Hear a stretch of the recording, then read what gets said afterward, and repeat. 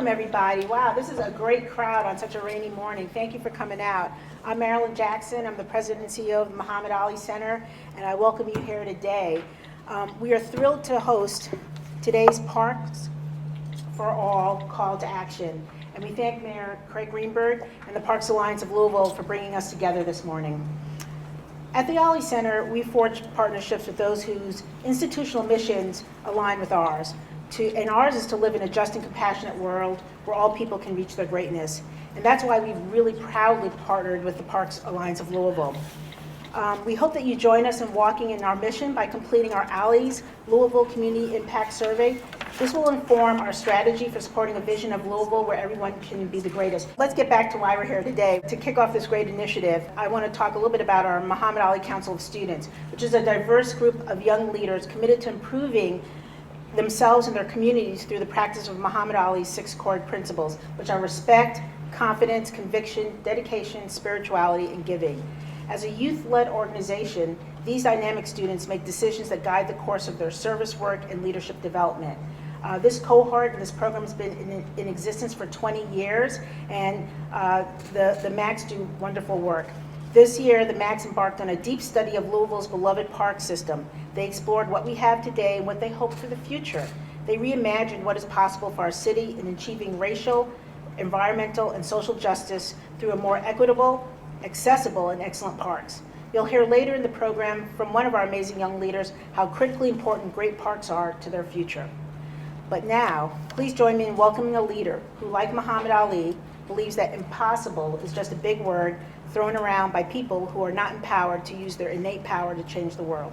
So please welcome Britt Pardue, the president and CEO of the Parks Alliance of Louisville. Thank you so much, Marilyn, for being our host today and for our tremendous partnership with the Ali Center. Before we dive into this, I would like to take a minute to recognize any elected officials that we have in the room, and also former elected officials who are now serving in the Greenberg administration. If you guys wouldn't mind to stand.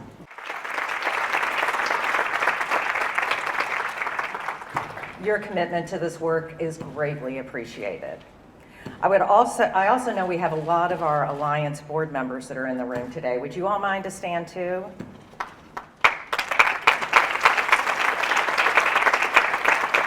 These folks are tremendous leaders in our community, and we can't thank them enough for their service to the Alliance.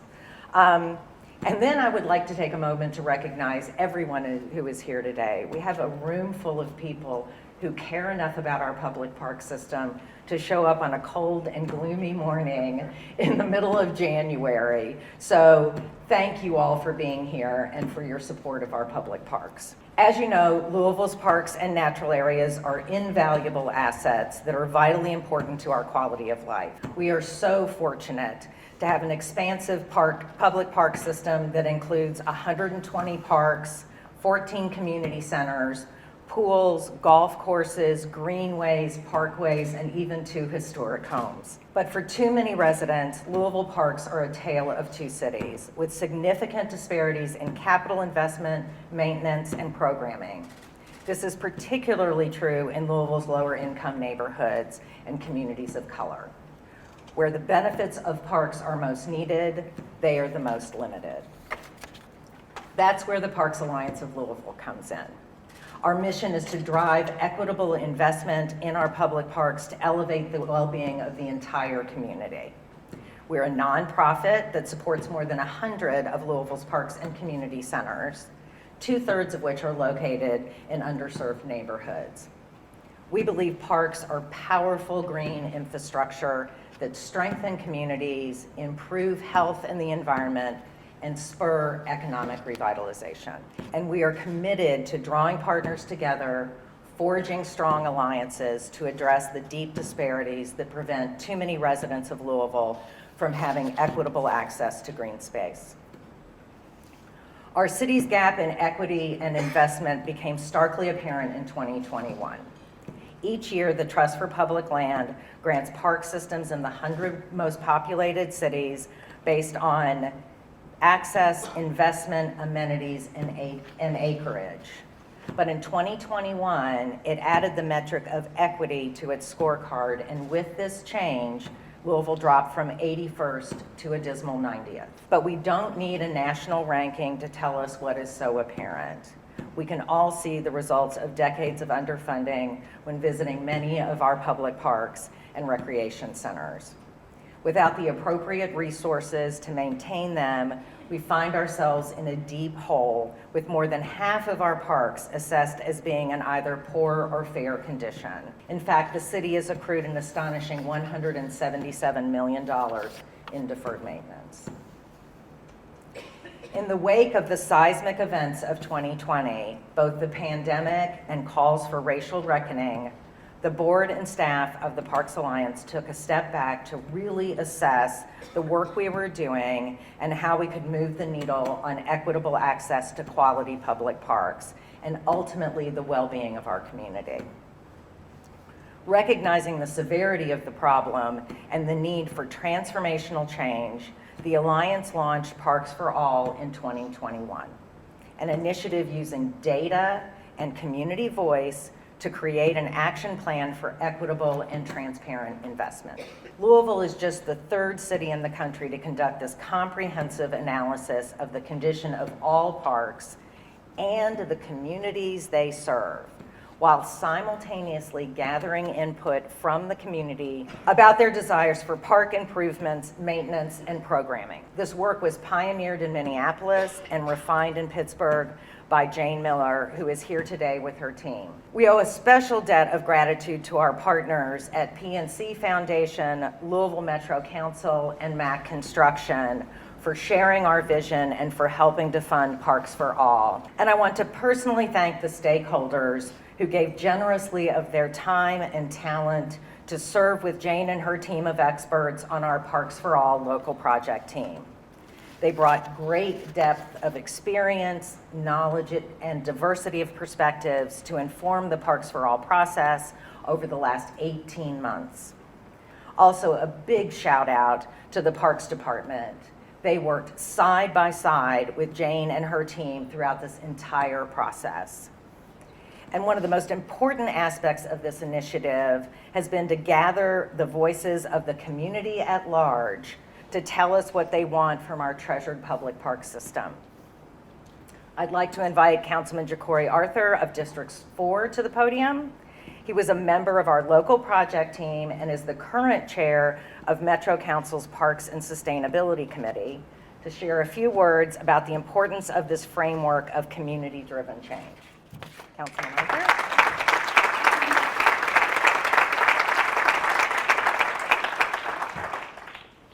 Thank you. And thank you all for being here. Good morning. Welcome to District 4. Welcome to the Muhammad Ali Center. Welcome to change. A long time ago, a few of our fellow Louisvillians realized something. They realized that our parks make our city beautiful. They realized how important our parks were. They might not have known it then, but our parks will become the future sites of nationally recognized events such as the Forecastle Festival. They will become the future sites of something such as Forest Fest, the future sites of lifelong change and learning for Louisvillians for generations to come. But they also made another important realization and decision, and that was that some parks get special treatment while other parks get special mistreatment. I saw this with my own eyes several years ago before being on Metro Council on a community center tour, where I visited every community center that was open, played music for kids, taught songs, and just have fun. Some of those community centers were well off, and some of them were, well, just well. It's important for us to talk about equity because we often get it confused with equality, where everybody gets the same. But just like many years ago when decisions were made to not give everyone the same, it resulted in the reality that we see today, where again we have some parks who suffered special mistreatment. So with equity, we give the parks what they need to succeed. And because a long time ago they got special mistreatment, today we need to do what? Give them special treatment. Because when my kids, when your kids, our grandkids, our cousins, our little people visit Victory Park in the California neighborhood, don't they deserve the best? Y'all don't sound like it. Don't they deserve the best? Yes. When they go way down in the South End and they visit McNeely Lake, don't they deserve the best? Yes. Maybe when they want to go to a community center on the East End in Berrytown, don't they deserve the best? Yes. They all deserve the best. And Parks for All is an example of not just people in power getting together and deciding to change their minds. It's an example of the power of the people being stronger than the people in power. But when the two come together in love and justice and change, we can get a brand new Baxter Community Center. When the two come together in love and justice and change, we can renovate. We can create new parks in the South End of Louisville. We can make sure that every park in this city has a specific standard and it reflects what the residents and the neighbors in that area want and need. When the two come together, we can do anything from abolishing slavery to abolishing segregation to making parks for all in Louisville, Kentucky.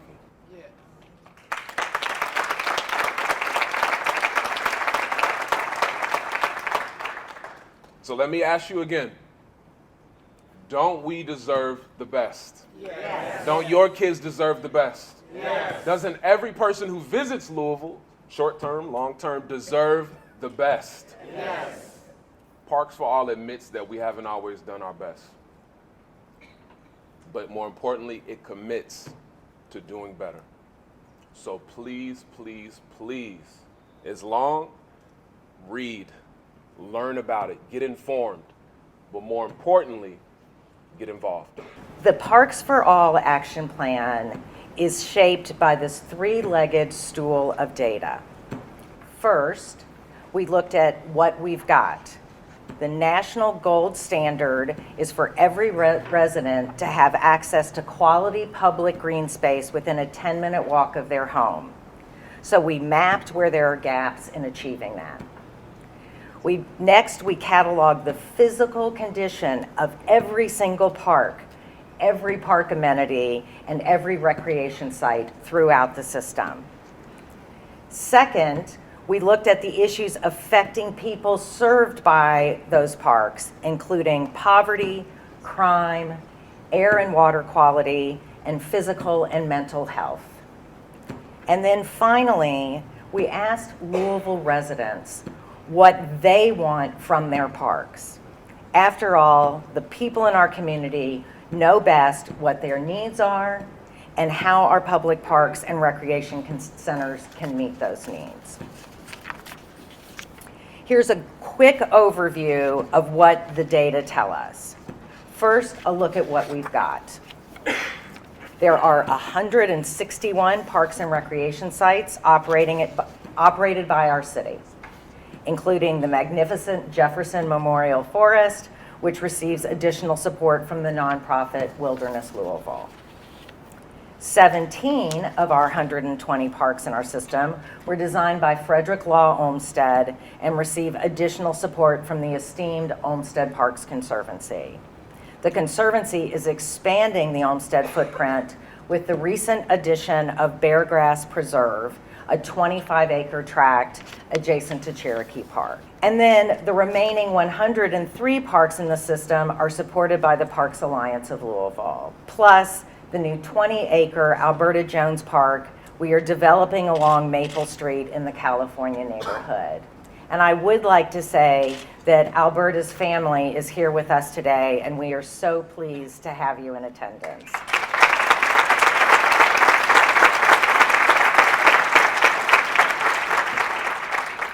And of course, Louisville has parks run by other entities, such as the Parklands at Floyd's Fork and Waterfront Park. Next, we evaluated how much Louisville Metro's spending on parks stacks up to 17 like-sized cities. We found the answer is not well. In fact, we invest significantly less than our peer cities in both public and philanthropic spending. When you put it all together, Louisville averages just $43 in spending per resident versus $118 in our peer cities. Our analysis also found that 26% of our parks have received zero capital investment since merger in 2004. Almost 2/3 of our parks have received less than $500,000 over that same 20-year period. So the condition of what we have is not good. The lack of resources has taken a toll, with a starting 84% of our parks in worse than good condition. These next two bubble maps we're going to share illustrate where park investments have been made from all resources. We've included the Metro budget, council members' neighborhood development funds and capital infrastructure funds, the Parks Alliance contributions, and the Olmsted Parks Conservancies.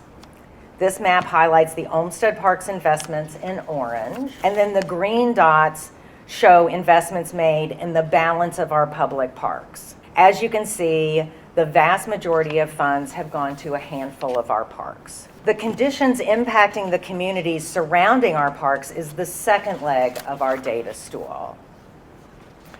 This analysis focused on 4 key questions. Where would the most people benefit from parks investments? Where would historically underserved people benefit? Where could we counter legacies of environmental racism?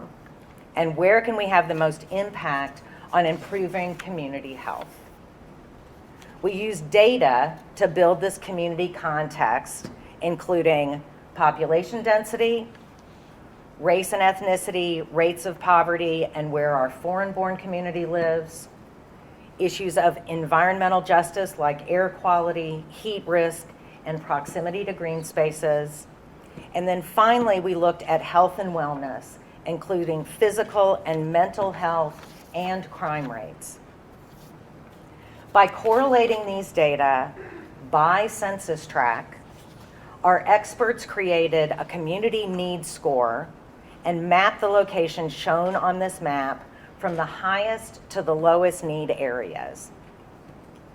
So because of Parks for All, we now know where the most people will benefit from green investments, where we can counteract legacies of environmental racism and historic disinvestment, and where we can have the greatest impact on community health. Finally, we went out to the community to find out what people want from their parks. A scientific poll completed last summer reached more than 900 residents from every corner of Louisville, bringing great diversity and perspective from all demographics of the city. The results were loud and clear. Quality, well-maintained parks are a top priority. For example, when asked what makes a community a great place to live, parks, trails, and recreation scored in the top 3 items on this list. And our community uses our public parks. Louisville Parks and Recreations was the top response when asked where people go for indoor and outdoor recreation. In fact, an astonishing 95% of respondents visited a Louisville park in the last year. Our parks truly are our community commons. Next, we asked people to prioritize how investments in our park system should be made. Overwhelmingly, people want the city to fix what we have and then to maintain it, followed by recreation programming and capital investments. And what people want is not glamorous. They want basic maintenance services done well. The top 3 priorities were restroom upkeep, graffiti removal and vandalism repair, and sidewalk maintenance. The top 3 priorities for recreational programming were adult fitness, special events and festivals, and family programs. Folks want to gather in our public green spaces. Their capital wish list reflects just basic needs: walking paths and trails, restrooms, Water fountains and bottle filling stations and swimming pools round out their top priority.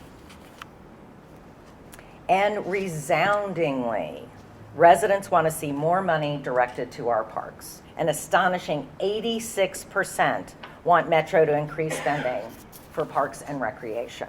So the bottom line of what we learned is this: public parks are vitally important to residents. Louisville Parks and Recreation faces dramatic underfunding in personnel, operating, and capital budgets compared to national benchmarks. And where public and philanthropic investments have been made, they've been concentrated in a very small percentage of Louisville parks, which has further driven inequity in park conditions. These are daunting circumstances, but Louisville is fortunate. We are at an inflection point with an alliance of partners committed to dreaming big and working together to make transformational change in our public park system. One of those visionaries is District 14 Councilwoman Cindy Fowler. She's the immediate past chair of the Parks and Sustainability Committee, and she played a major role in marshaling strong bipartisan support from Metro Council for Park Equity. Councilwoman Fowler.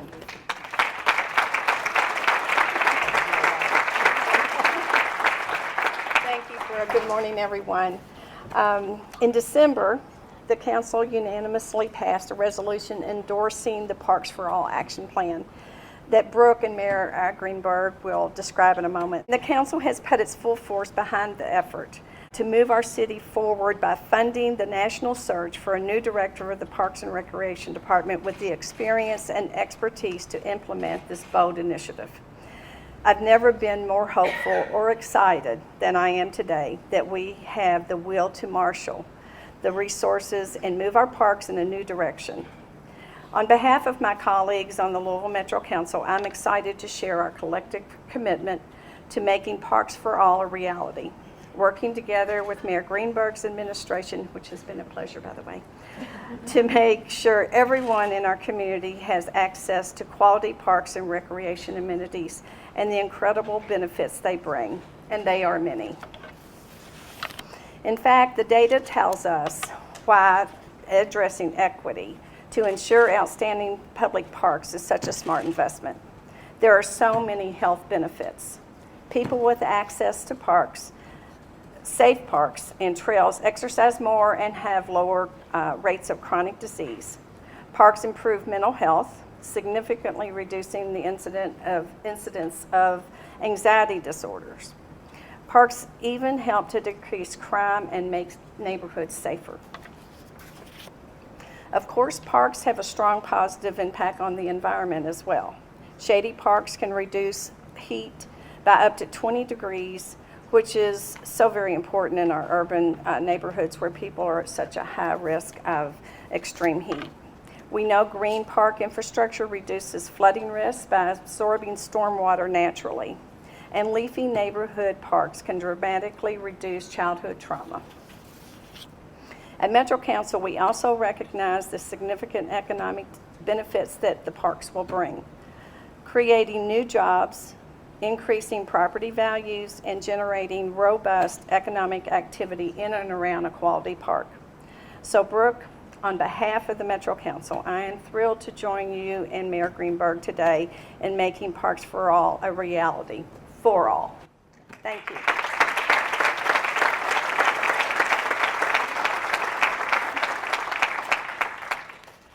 Thank you so much, Councilwoman Fowler.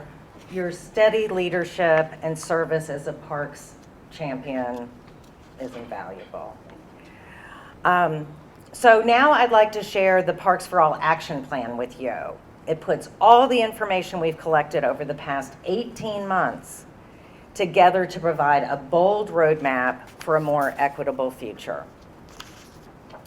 First and foremost, the Parks for All action plan calls for the commitment of additional resources to bring funding for our public park system up to the national average of comparably sized peer cities. We have laid out a 15-year plan to achieve this goal with most growth coming from the Metro budget. Today, our Parks and Recreation system receives a little more than 3% of Louisville's $753 million operating budget, far below the 5 to 6% average for medium-sized urban cities. But over time, with commitments and persistence, we will be able to move the needle to ensure equitable investment in our parks and recreation system. We'll use these funds to achieve the priorities we heard from the community. Here's a look at draft budget allocations, with a recommended 64% going to repair and maintain what we have. Restoring existing amenities to extend their life, improve safety, and increase functionality was the top priority of the community. Decisions on how to allocate this funding will be based on public opinion from the survey, which established what features are most important, trails and sidewalks, and park amenities like restrooms and bottle filling stations, urgency of repairs, and timing. Parks that are further down the list for capital improvements will receive rehabilitation funds sooner. With too few resources, our Parks Department has struggled to keep up with daily tasks like restroom maintenance, graffiti removal, and mowing. Additional resources will allow the department to add staff and purchase needed equipment, achieving a higher standard of care. And then every resident should have access to enriching recreational programs that cater to local interests and needs. That's why new recreational funds will be used to improve and restructure our existing community centers into a 3-tiered recreational center model to provide robust programs and ensure funds are equitably distributed. Specifically, Parks for All calls for allocating operating budgets to existing centers using an equity matrix, developing business plans for each center, and expanding hours, increasing staff, and modernizing facilities. To achieve transformational change, capital projects must be addressed in a coordinated and thoughtful way. That's why Parks for All allocates funds to parks based on their level of park and community need. Sites with the greatest need, located in the areas with the highest community need score, will have the highest priority for funding. This is the rendering of the new play space at Alberta Jones Park, mentioned earlier. It's awesome, isn't it? Using data that combines the park condition with the community context, we can prioritize capital investments using an equitable approach that ensures parks in all neighborhoods will see some degree of improvement, but substantial capital will be focused in the parks and neighborhoods that need it most. Here are the first 37 sites that have been identified as the first, second, and third priorities for capital investments. We have pictures in the room today that I hope you'll take a minute to see. Almost all of the parks that are in the highest need list that you see on the screen. Folks can begin to understand the extent of the work that needs to be done. So these are the highest needs parks. And then we have the second priority and then the third priority. So that just kind of grounds you in where these parks are located. And then now this last slide shows the condition of all the parks in the system, highest need to lowest need. This dramatic new direction would not be possible without the courage and commitment of our newly elected mayor, Craig Greenberg.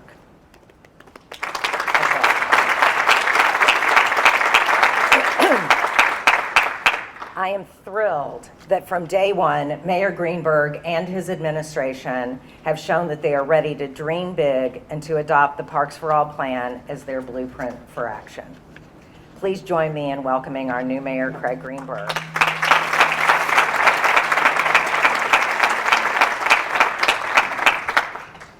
Thank you so much, and good morning, everybody. It's great to see such a great crowd who's assembled to talk about moving our park system forward. Let me start by saying I love parks, and I spend a lot of time in parks. Maybe not quite as much now, but I will continue to. Just thinking about some of the things that I've done over the past several months with my family in parks. I've done a ton of running. Just last week on MLK Day, I planted trees in the pouring rain in Shawnee Park. I launched a kayak into the Ohio River and took a kayak ride from a Metro Park. I've watched my kids play tennis in a park. I've ridden my bike on trails in a park. I've walked our dog with my wife in a park. These are just a few of the things that my family and I have done in the past several months. And I know so many other families have had similar positive experiences, but we can and must do more. Louisville needs a sustained infusion of new funds and action to bring equity and excellence to every park in every neighborhood. We've heard today so many of the benefits that parks bring to our city, to our neighborhoods, and our neighbors. From creating new jobs to improving health outcomes and fostering safer, more stable communities. Sadly, as Councilman Arthur spoke about, many of the neighborhoods that could benefit the most from great parks and investment and recreation services have seen the least investment over time. So today, along with the Parks for All Alliance, Brooke, with leaders of Metro Council, we all pledge to change this with the new bold vision that you're hearing about today. So here are some of the major ways that we will chart our way forward to set a new course for the future of our park system and our city. First, we will approach the budget with fresh eyes and pledge to dedicate more financial resources over time to deliver fundamental, needed park and recreation services. This will truly be a new direction for our city. And we will make this investment with an eye towards equity, using the data that you've heard about today to drive these decisions. Parks in all neighborhoods will see some improvement, but substantial funding will flow first to neighborhoods and parks that need it the most. We will focus on quality, on access, everything from deferred maintenance to innovative design, to new amenities, expanding existing programs, and bringing in new programs. For sunny days, for rainy days like today, for every day, it is a new day for our parks, for our recreation centers, for our libraries.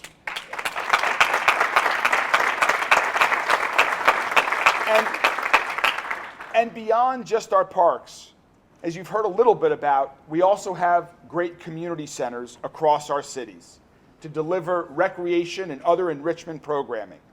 We are fortunate to have locations across our city that serve people throughout our entire city. But there is so much more that we can and must do.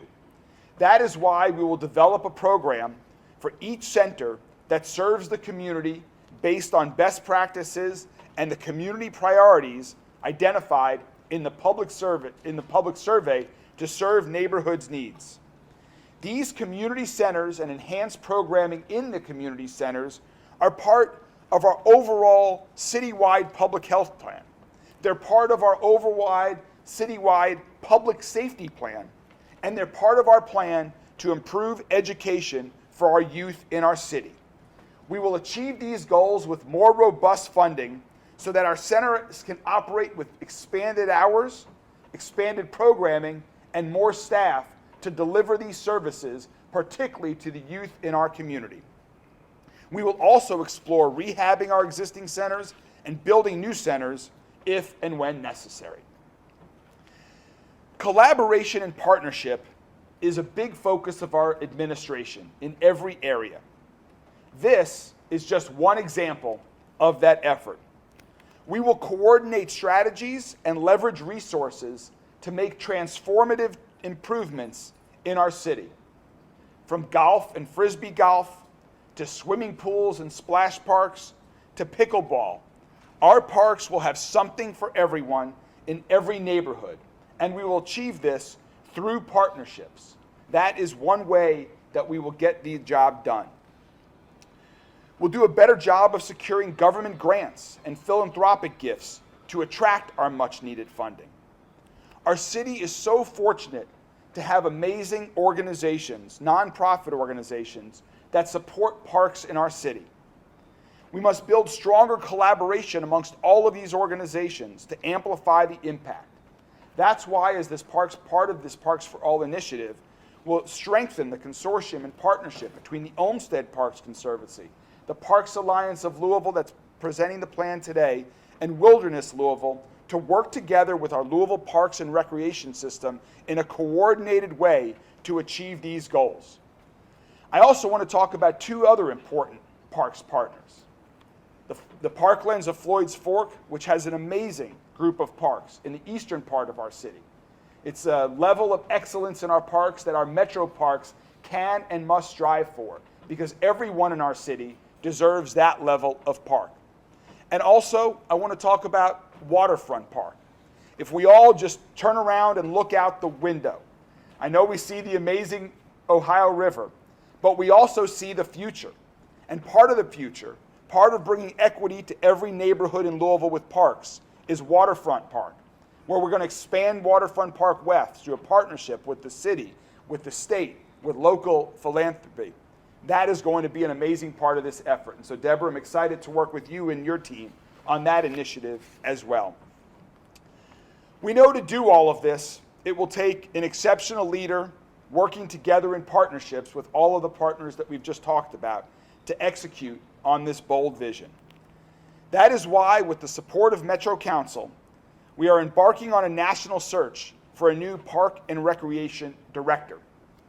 Our Deputy Mayor for Public Health and Services, Nicole George, will be spearheading this search, and we're very excited about bringing someone into this role that is going to help execute on this plan over the coming years to really move our parks forward. In the meantime, our city is incredibly fortunate. We're fortunate that the amazing and talented Ozzie Gibson is here with us today. Has been named as the interim director of the Parks and Recreation System. Ozzie brings extensive leadership to this role. He's worked in many areas of metro government, knows our city well, and will be working closely with our administration, with Metro Council, with the Olmsted Parks Conservancy, with the Parks for All Alliance, to move the department forward as we begin to embark on this plan. It is a true partnership with great leadership today and great leadership tomorrow. So today, I pledge that our administration, that myself, I will be a mayor for parks, and to work in partnership with Louisville Metro Council to execute on this bold, exciting, important plan. We will find more resources to restore and maintain and add to our great parks. We will spend those funds equitably in keeping what our community has prioritized. And we will recruit leadership to implement this Parks for All plan, not over the next year, but over the next decade. This is going to be a sustained commitment from our government and our community to make this happen. As we mentioned, we cannot do this alone. Partnerships are critically important to achieve this bold vision. So my call to action today, to all of you here today, to everyone in our community, to our philanthropic community, to area businesses, and to every resident, is to join us in making our parks what Andrew Carnegie called palaces for the people. Social infrastructure that strengthens neighborhoods by binding us together and building healthy, safe, and social connections. Our administration is focused on building a safer, a stronger, and a healthier Louisville. Implementing this Parks for All plan, supporting the nonprofit organizations that support our parks, is a critical part of having a safer city, a stronger city, a healthier city. I am so excited about the opportunity to partner with all of you and all of these organizations to make this a reality. My administration and I will do everything possible, working with Metro Council, to make it happen. Thank you so much. So, Louisville is fortunate to have community leaders with vision and commitment to achieve what many see as impossible. And what a tremendous example of this new leader in our community that we could not be happier to have.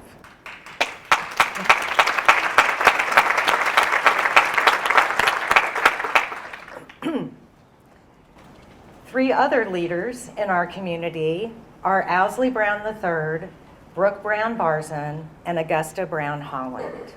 Unfortunately, they're not able to be here with us today, but it is my great honor to announce these siblings have made a $1 million challenge grant to implement the Parks for All plan.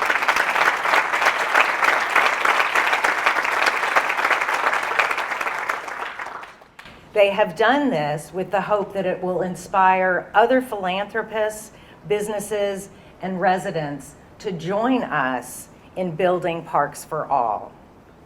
The Alliance is so grateful to these remarkable local leaders for this incredible gift, the largest challenge grant in the history of the Parks Alliance of Louisville.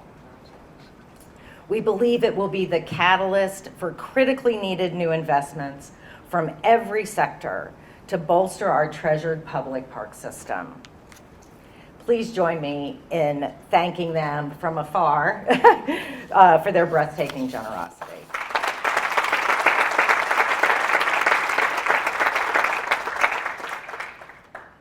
So we all know that parks are critical to our community's future.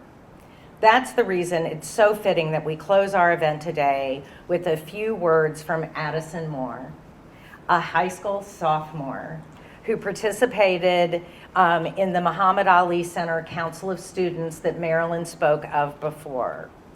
She is counting on all of us to be great and do great things, setting our minds and hearts to achieve the task at hand. Addison. We are here to call action to an issue in our community that I hope everyone walks away here feels empowered to address. Lavillians deserve equitable access to green space. In the Reimagining Our Parks event hosted by my peers and I last year, we explored the issue facing our city's parks. On behalf of the Muhammad Ali Center Council of Students, I want to reiterate that no matter where you live, you should have access to public green space that honors and uplifts that community. I hope you join me and my peers in changing the narrative of Louisville parks. Before we leave here today, I would like to acknowledge the Alliance team. Where are my folks? Ginger, Christine, Alice.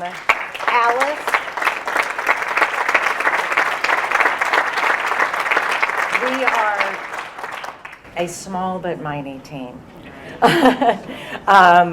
And without these women, we would not be able to do the work that we do. So thank you so much.